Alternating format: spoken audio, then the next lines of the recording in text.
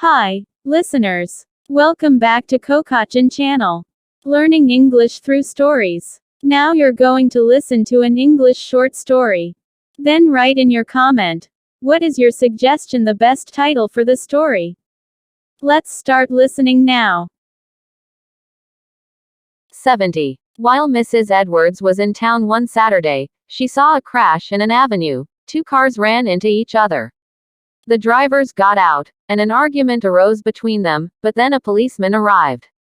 He asked the drivers what had happened, and then he turned to the crowd which had collected round and said, "Did anyone see the accident?"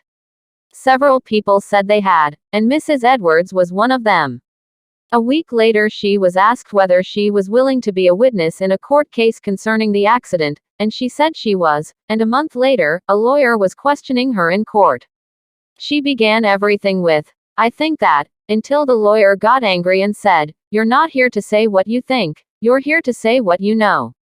"I'm sorry," objected Mrs. Edwards, "but I'm not a lawyer, so I can't say things without thinking." Find out the best title for the story. If you find it good and useful for you, please subscribe, give comment, and share this link to others. Thank you.